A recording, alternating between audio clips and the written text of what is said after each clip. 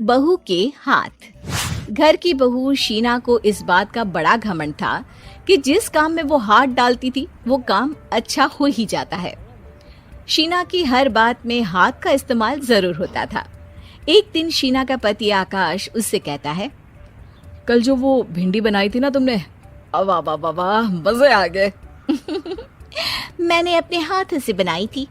मेरे हाथों में वैसे भी जादू है, जिस चीज को छू लेती हूँ सोना बन जाती है।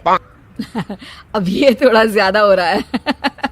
मतलब अगर हर चीज को छू के सोना ही बना देती हो तुम, तो हमारे नाम के पीछे भी अंबानी ही लगा देते हम।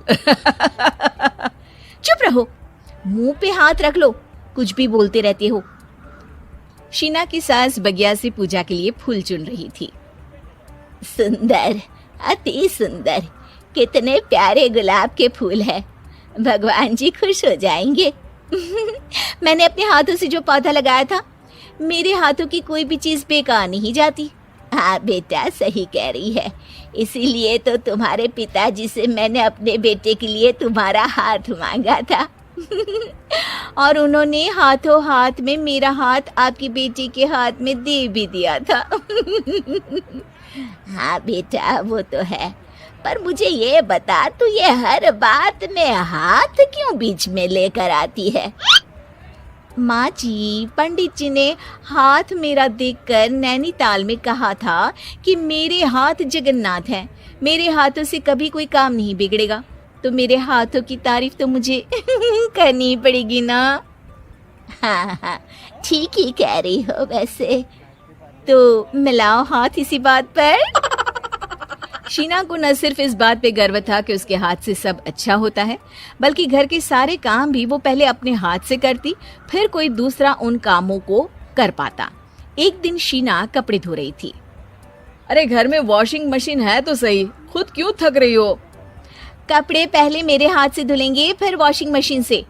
पहले हाथ की सफाई, फिर मशीन की धुलाई। अगर आज डाकू गब्बर सिंह होता ना, तो वो ये हाथ मुझे दे दे ठाकुर तुमसे जरूर कहता, और मैं तो दिलवा भी देता तुम्हारे हाथ। हर एक काम में हाथ बटाओ, ज्यादा जुबान न चलाओ, वरना दूंगी एक उल्टे हाथ से। क्या दोगी? कपड़े दूंगी, लो निचोड़ो। ऐसे ही एक दिन, अरे बहू, ये सोफे पर चढ़कर हाथ से पंखा क्यों घुमा रही हो? माँ जी, क्योंकि मेरे हाथ से घूमेगा तो ज्यादा अच्छे से हवा देगा। अरे बेटा, फिर तो तुम गाड़ी का पहिया भी हाथ से घुमा के मायके जाया करो। एक बार आकाश ने घर पर कार लाने की बात छेड़ी। माँ, सोच रहा हूँ कि एक कार लेकर आता हूँ। ले ले बेटा, क्यों नहीं? अरे पैसे हो तो हवाई जहाज भी ले लेना। हाँ, पैसा तो हाथ का मेल है, ले लेते हैं। इस हाथ पैसे देंगी, उस हाथ कार ले लेंगी। मुझे तो लगता है कि बहू कार भी अपने हाथों से धक्का लगाकर घर लाएगी। वो तो नहीं करूंगी, लेकिन सबसे पहले स्टीयरिंग पर हाथ मैं ही लगाऊंगी, ताकि गाड़ी का आना शुभ हो। अरे घर ले आने तो दो, फिर हाथ लगा लेना। लेकिन शीना नहीं मानती। अगले दिन ही सब कार लेने जाते हैं। शीना सेल्समैन से कहती है, भैया ये कार बहुत पसंद है, पैक कर दो। अरे ओ भाग्यवान, 2 मीटर कपड़ा नहीं है जो पैक करवा ले, जरा चला कर तो देखने दो। यस सर, बिल्कुल, टेस्ट ड्राइव कीजिए ना। अरे नहीं नहीं, सबसे पहले मैं हाथ लगाऊंगी गाड़ी को, मेरे हाथ अच्छे हैं। अरे यार, हाथ तो मैं भी धोता ही हूँ, और आजकल तो सैनिटाइजर से भी धोता हूँ। मेरे काम में हाथ ना अड़ाओ। अरे टांग ना अड़ा होता है भाग्यवान, हाथ नहीं। शीना ड्राइविंग सीट पर बैठ जाती है और आकाश उसे गाड़ी के फंक्शन समझाता है। देखो शीना, ध्यान रखना, ये है स्टीयरिंग, इससे राइट लेफ्ट जाएंगे। ये है एक्सेलरेटर, इससे स्पीड कंट्रोल कर सकते हैं।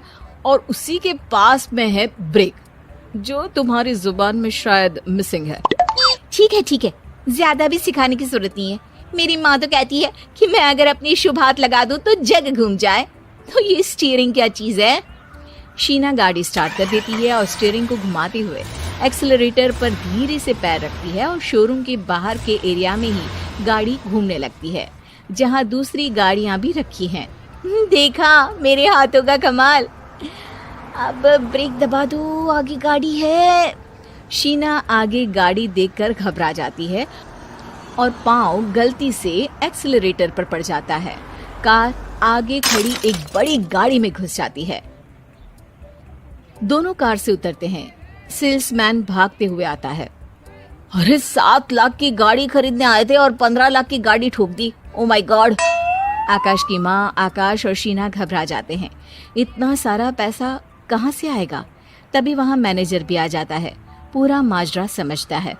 अरे टेंशन मत लीजिए, गाड़ियों का इंश्योरेंस था। आप जो कार लेने आए थे वही खरीद लीजिए। पर मैडम, जब तक आप सीख ना ले तब तक गाड़ी मत चलाइएगा। अभी तो आपने गाड़ी बस ठोकी है, जिसका बीमा भी था, लेकिन सड़क पे चलते हर इंसान का बीमा नहीं होता। अरे मेरे हाथों से छुप भी गया ना तो उसकी जिंदगी बन जाएगी, और अगर चला भी गया तो स्वर्ग ही पाएगा। मैनेजर साहब, मेरे हाथ में कोई दिक्कत नहीं है, वो तो बस पाँव गलत जगह पर चला गया था। शीना की बात सुनकर आकाश अपना सर पीटता है और उसकी सास अपने हाथ से खुद का मुंह छिपा लेती है और मैनेजर हाथ जोड़कर माफी मांग लेता है।